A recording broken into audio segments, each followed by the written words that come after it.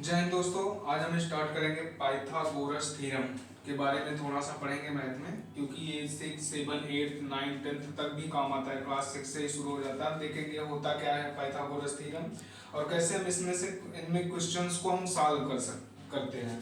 तो देखें Pythagoras theorem होता क्या है।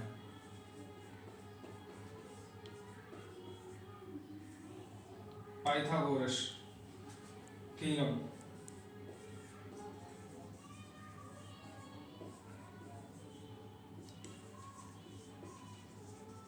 पाइथागोरस थ्योरम ये होता क्या है। ये कहा गया है कि पाइथागोरस थ्योरम में पाइथागोरस कि कोई भी एक राइट ट्रायंगल होता है। राइट ट्रायंगल करने का मतलब कि एक एंगल उसमें 90 डिग्री का हो। किसी भी राइट ट्रायंगल में मतलब जिसमें एक एंगल कितने डिग्री का हो, 90 डिग्री का। सपोज करो जिसमें एक ट्रायंगल कितने एक एंगल कितने डिग्री का हो, 90 डिग्री का। तो इसको हम नाम देते हैं ए बी सी। तो कहा गया है कि किसी भी एक राइट ट्रायंगल में क्या होता है कि जो कर्ल होती है हाइपोटेनस, जो सबसे बड़ी भुजा होती है ना। अभी हम पहले ये जान लेते हैं, हम पहचानेंगे कैसे कि सबसे बड़ी भुजा कौन सी होती है, कौन सा बेस होता है, आधार कौन सा, परपेंडिकुलर लंब कैसे करते हैं, कैसे हम पहचानेंगे। इन चीजों को भी पहचानने में काफी ज्यादा प्रॉब्लम्स आती है। तो जो 90 डिग्री होगी, 90 डिग्री के जो जस्ट सामने होगा, 90 डिग्री के जो जस्ट सामने होती है सबसे बड़ी भुजा जो होती है, उसको हम कर्ल हाइपोटेनस कहते हैं। हाइपोटेनस हिंदी में कहा जाता है कर्ल, हिंदी में कर्ल कहा जाता है। और नाइन उसके बाद एक थीटा होता है, दूसरे साइड जो होता है एक एंगल मान लेते हैं थीटा। थीटा के सामने की जो भुजा होगी वो क्या हो जाएगी, लंब हो जाएगी, परपेंडिकुलर। परपेंडिकुलर परपेंडिकुलर और ये हो जाएगा आपका बाकी जो बचता है बेस, आधार। ये हो जाएगा आधार, ये हो गया लंब, ये हो गया लंब।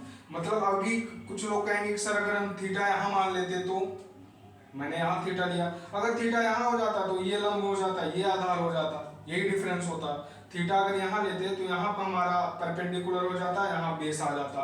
कि मतलब कि हमेशा भी जो है थीटा के सामने का जो भुजा होगा, थीटा के सामने की जो हमारी लाइन होगी वही परपेंडिकुलर होगी, और थीटा से जो सटी हुई लाइन होगी, जो थीटा एंगल होगा, एक सपोज करते हैं थीटा। कुछ लोग को प्रॉब्लम होगी थीटा क्या होता है, तो थीटा एक एंगल सपोज करते हैं, इसको थीटा पढ़ते हैं, या फाई सपोज कर लेते हैं, आप मान सकते हो।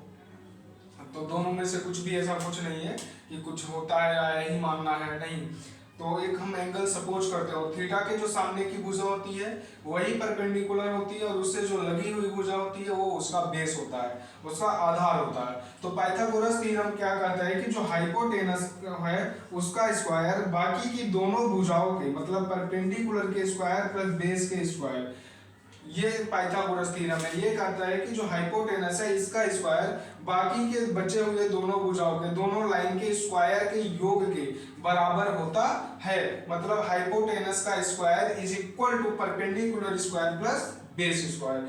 हिंदी में कहेंगे कर्ण का स्क्वायर बराबर लंब का स्क्वायर प्लस आधार का स्क्वायर। हिंदी में भी समझते हैं, कर्ण का स्क्वायर बराबर लंब का स्क्वायर प्लस आधार का स्क्वायर।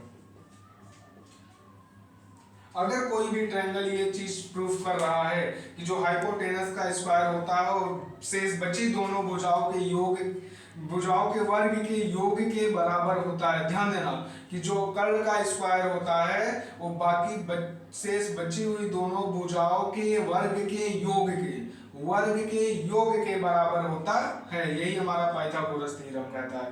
पाइथागोरस थ्योरम क्या कहता है, कर्ण का स्क्वायर बची हुई शेष दोनों भुजाओं, कौन सी बची है, लंब और आधार, हाइपोटेनस का स्क्वायर जो है बची हुई शेष दोनों भुजाओं के स्क्वायर, कौन सा, परपेंडिकुलर प्लस और बेस का स्क्वायर के इक्वल होगा। Perpendicular square plus base square is equal to hypotenuse square. ये कहता है पाइथागोरस थ्योरम। अब चलिए देखते हैं इसमें किस टाइप के क्वेश्चन पूछ सकते हैं, कौन से टाइप के क्वेश्चन इसमें आ सकते हैं। चलो बोलो।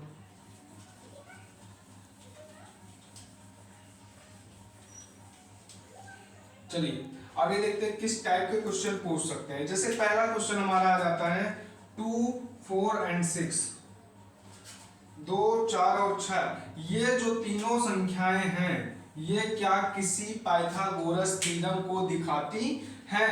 ये किसी पाइथागोरस थ्योरम को दिखाती हैं। तो पाइथागोरस थ्योरम क्या होता है? मैंने पहले बताया था कि जो सबसे बड़ी भुजा होती है वही कर्ण होता है, और कर्ण का जो स्क्वायर होता है शेष बची दोनों भुजाओं के वर्ग के योग के बराबर होता है। तो सबसे बड़ी भुजा इसमें कौन सी है? 6। सबसे बड़ा का कौन सा वैल्यू है? ये 6 है। तो 6 का जो स्क्वायर होगा इन दोनों के अगर इक्वल स्क्वायर के योग के इक्वल्स आता है तो ये पाइथागोरस थ्योरम प्रूव करते हैं। चलिए देखते हैं कि पाइथागोरस क्या है। Hypotenuse square is equal to perpendicular का स्क्वायर प्लस बेस का स्क्वायर। अब हाइपोटेनस सबसे बड़ी भुजा 6, 6 का स्क्वायर इज इक्वल टू 4 का स्क्वायर प्लस 2 का स्क्वायर। 6 6 जा 36 इज इक्वल टू 4 4 जा 16 प्लस 2 2 जा 4, 36 इज इक्वल टू 20। ये क्या दोनों बराबर हैं? बिल्कुल नहीं, बिल्कुल भी नहीं बराबर है। तो ये पाइथागोरस थ्योरम है? नहीं, ये पाइथागोरस थ्योरम नहीं है। क्यों? क्योंकि पाइथागोरस थ्योरम तभी होता है जब हाइपोटेनस का स्क्वायर जो है परपेंडिकुलर के स्क्वायर प्लस बेस के स्क्वायर के इक्वल होता है। ये दोनों इक्वल नहीं है तो ये पाइथागोरस थ्योरम नहीं है। चलिए दूसरा एग्जांपल एक लेते हैं।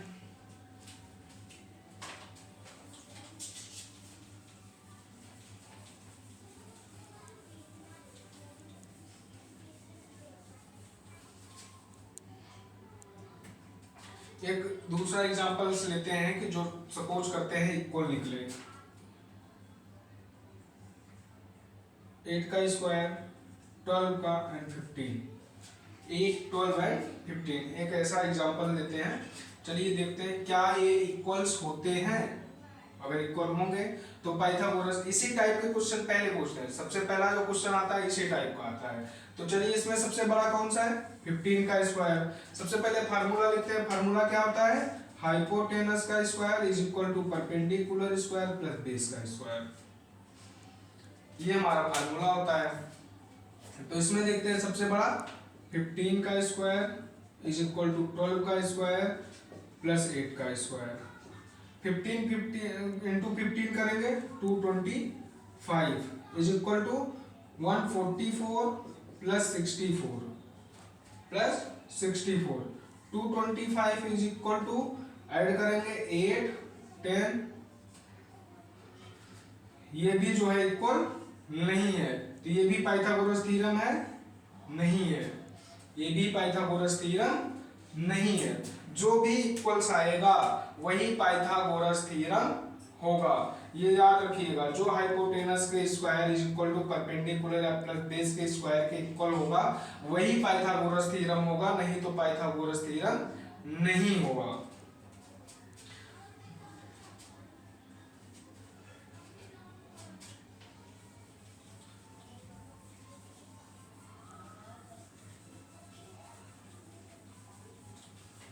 चलिए अभी दूसरा एग्जांपल्स लेते हैं। अब एक ऐसा एग्जांपल देखते हैं जो पाइथागोरस थ्योरम हो। तो हम एक छोटा सा एग्जांपल लेते हैं 3 4 5। 3 4 5 क्या ये जो नंबर्स हैं ये पाइथागोरस थ्योरम को दिखाएंगे?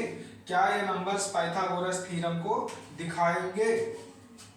तो देखिए हाइपोटेनस का square is equal to perpendicular square plus base square, ये हमारे पाइथागोरस थ्योरम है, यही हमारा फार्मूला कहता है। तो हाइपोटेनस के कौन सी भुजा होगी? जो सबसे बड़ी होती है। सबसे बड़ी कौन सी है? 5 पकड़ते हैं पहले, इज इक्वल टू p का स्क्वायर प्लस b का स्क्वायर, मतलब परपेंडिकुलर स्क्वायर प्लस बेस का square, perpendicular square plus base का स्क्वायर। 5 5 जा 25 इज इक्वल टू 4 4 जा 16 3 3 जा 9, 25 इज इक्वल टू 25। ये देखो इक्वल आया ना, ये इक्वल्स आ गया। ये जो है पाइथागोरस थ्योरम है। यस, ये पाइथागोरस थ्योरम होगा। क्यों? क्योंकि पाइथागोरस थ्योरम का रूल क्या कहता है? जो हाइपोटेनस का स्क्वायर होता है शेष बची दोनों भुजाओं के वर्ग के योग के बराबर होता है। मतलब वो परपेंडिकुलर के स्क्वायर प्लस बेस के स्क्वायर के इक्वल होता है। तो यहाँ पे परपेंडिकुलर हमने 4 सपोज किया, बेस 3 सपोज किया, 4 4 जा 16, 3 3 जा 9, ये दोनों का जो प्लस आएगा करके 25 आएगा, और हाइपोटेनस अगर 5 माना है तो 5 का भी स्क्वायर हमारा 25 आ रहा है। मतलब ये हाइपोटेनस का स्क्वायर जितना आ रहा है हमारा, वही परपेंडिकुलर बेस के स्क्वायर के इक्वल आ रहा है। मतलब ये जो है एक राइट ट्रायंगल है और एक पाइथागोरस थ्योरम को दिखाता है।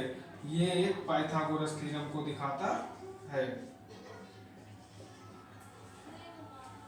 ठीक, अगला क्वेश्चन अब देखते हैं कि और किस टाइप का पूछता है।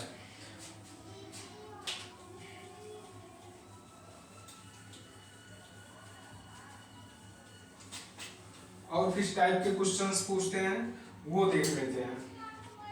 सपोज करो हमें एक ट्रायंगल दिया रहेगा, एक ट्रायंगल हमें दिया रहेगा,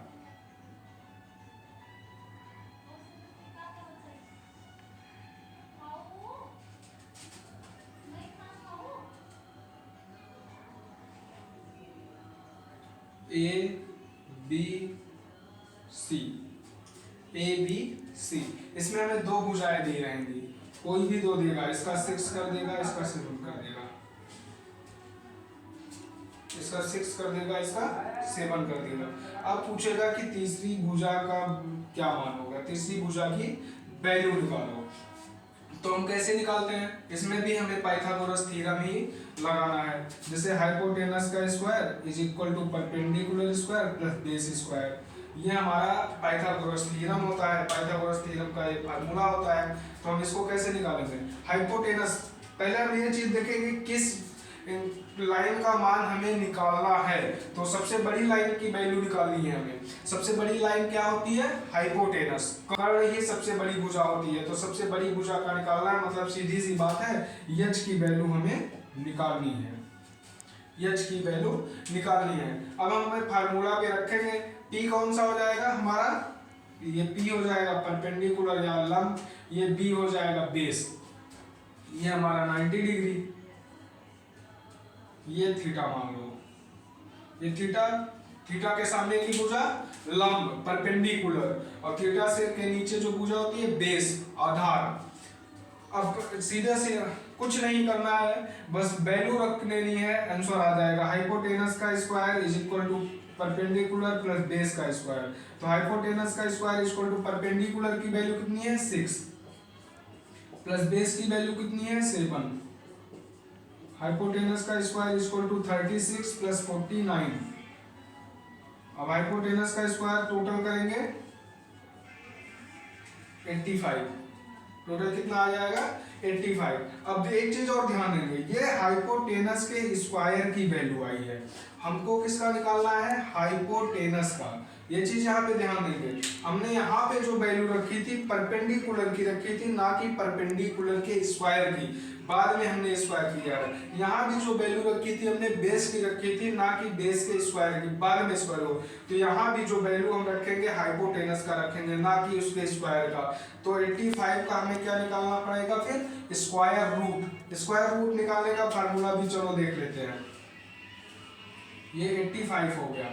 पहले हम इसको जो है एलसीएम सब लोग निकालना जानते होंगे, एलसीएम की तरह अगर निकालेंगे तो आराम से निकल के आएगा। सबसे छोटी संख्या से देखते हैं एलसीएम में क्या होता है, जो सबसे पहले सबसे छोटी संख्या से काटते हैं। तो सबसे छोटी संख्या 2 से डिवाइड होगा, नहीं, 3 से नहीं, 4 से नहीं, 5 से, हाँ 5 से होगा। चलो 5 से करके देखते हैं, 5 1 जा 5, कितना बचा 3, ठीक, कितना बच गया 3, 85 है ना, 5 1 जा 5, 3 बचा, 5 7 जा 35, 17 आ गया, 17 1 जा 17। अब दूसरी चीज देखेंगे हम कि क्या इसका स्क्वायर रूट में क्या होता है, हम 2 2 का पेयर बनाते हैं। अब यहाँ पे 2 2 का पेयर तो बन नहीं रहा है, यहाँ पे 5 अकेले है, 17 अकेले है, 2 2 का पेयर तो बन नहीं रहा है। तो हम कैसे करेंगे, इसको स्क्वायर रूट में कर देंगे, एस की वैल्यू कितना हो जाएगी, इसी को हम स्क्वायर रूट में लिख सकते हैं। ये भी हमारा आंसर सही है, करेक्ट है। तो यहाँ पे क्या मान आ जाएगा, स्क्वायर रूट 85, ये आ गया हाइपोटेनस की वैल्यू। चलिए दूसरा भी एक क्वेश्चन देखते हैं, उसका भी हम निकालेंगे कैसे निकलता है।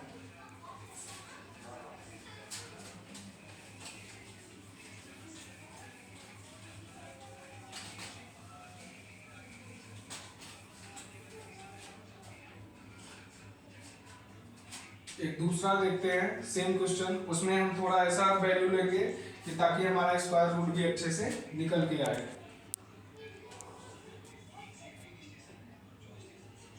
ठीक है, स्क्वायर रूट भी हम थोड़ा सीखेंगे निकालना। सपोज करो ये ए बी सी,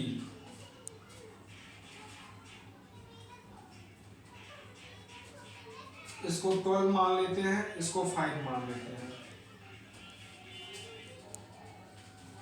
इसको 12 मान लिए, इसको 5 मान लिए, ये हमारा 90 डिग्री हो जाता है, ये थीटा, ये थीटा हो जाता है। वैल्यू किसकी निकालनी है हमें? हाइपोटेनस की, इसकी हमें वैल्यू निकालनी है। ये परपेंडिकुलर थीटा के सामने, ये नीचे थीटा के बेस, ये हमें पता। फार्मूला क्या होता है हमारा? हाइपोटेनस का square is equal to perpendicular का स्क्वायर प्लस बेस का स्क्वायर। हाइपोटेनस का square is equal to perpendicular का स्क्वायर प्लस बेस का स्क्वायर। बस एक छोटा सा फार्मूला ही रखना है पाइथागोरस में, कुछ नहीं करना है, बस इसी फार्मूले पे रखते जाओगे आंसर आता जाएगा। बस ये फार्मूला याद कर लो, और सिंपल भी कितना सिंपल है, h का स्क्वायर इक्वल टू p का स्क्वायर प्लस बेस का square, hypotenuse square equal to perpendicular square plus base square. छोटे से फार्मूले से पूरा हमारा क्वेश्चन आ जाए, कुछ ज्यादा नहीं करना है।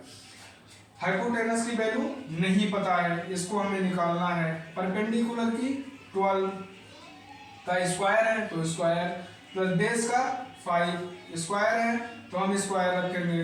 अभी h का स्क्वायर इक्वल टू कितना हो जाएगा? 12 का स्क्वायर करेंगे, 12 इंटू 12 इक्वल टू 144, प्लस 5 का स्क्वायर करेंगे, 5 इंटू 5 इक्वल टू 25।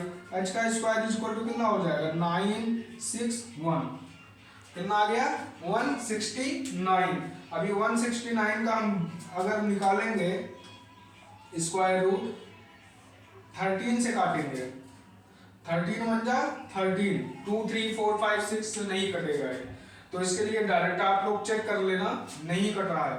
13 वन जा 13, यहाँ से 3 कटा है, 3 बचा है, अभी 3 यहाँ बचा, यहाँ 9 बचा, तो कितना हो गया? 39 बचा है, तो 13 3 जा 39, फिर 13 बचा, 13 वन जा 13। अभी हमने बोला था कि पेयर बनाते हैं, यहाँ पे 13 का पेयर बन रहा है, हाँ कितना? एक पेयर बन रहा है, तो h का इक्वल टू कितना हो जाएगा? बस वही एक 13 लिख देते हैं, ये आ जाएगा 13, ये हो गया h की वैल्यू।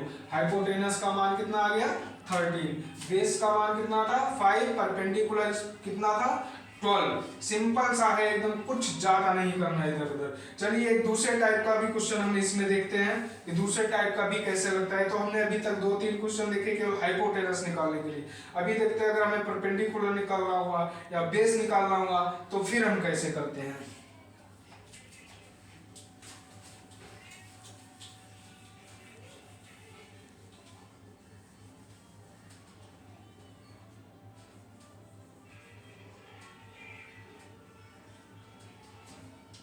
चलो हम बड़ी भुजा को 5 मान लेते हैं, इसको 4 मान लेते हैं, ठीक। बाकी सेम ट्रायंगल रहने देते हैं। फार्मूला हमारा क्या होता है? हाइपोटेनस का square is equal to perpendicular square plus base square. Hypotenuse का square is equal to perpendicular square plus base square. Same फार्मूले पे रखते हैं। इस बार हमें क्या पता है? हाइपोटेनस पता है, परपेंडिकुलर पता है, बेस नहीं पता है। इस बार हमें हाइपोटेनस पता है, परपेंडिकुलर पता है, बेस इज इक्वल टू हमें निकालना है, बेस की वैल्यू निकालनी है। हाइपोटेनस कितना है? 5 का square is equal to perpendicular कितना है? 4 का square is equal to base B का स्क्वायर। 5 5 जा 25 इज इक्वल टू 4 4 जा 16 प्लस बी का स्क्वायर।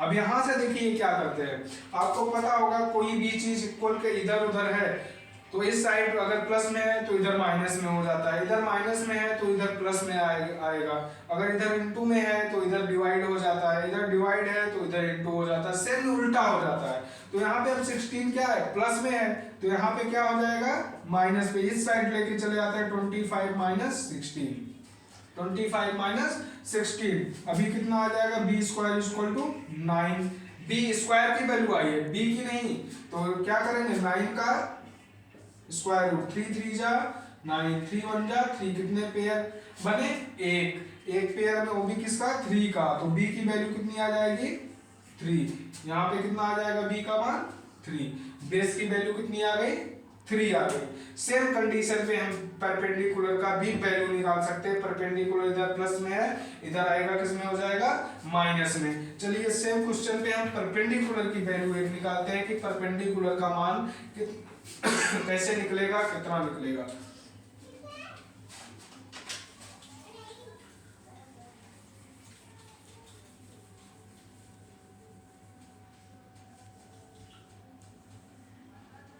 हम 13 ले लेते हैं, इसको 13 मान लो, इसको 12 मान लो,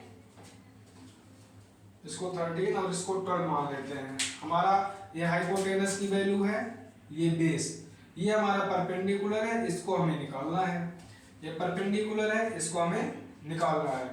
देखिए हम कैसे निकालते हैं, सेम फार्मूले पे, फार्मूला एक ही, देखिए जितने भी क्वेश्चन हमने सॉल्व किए 5 6 सब में एक ही फार्मूला लग रहा है, बस इधर का उधर, उधर का इधर, हाइपोटेनस का square equal to perpendicular square plus base square, यही फार्मूला पाइथागोरस थ्योरम में, यही फार्मूला ही रखना है आपको, कुछ दूसरा इसको छोड़ के कहीं नहीं जाना है।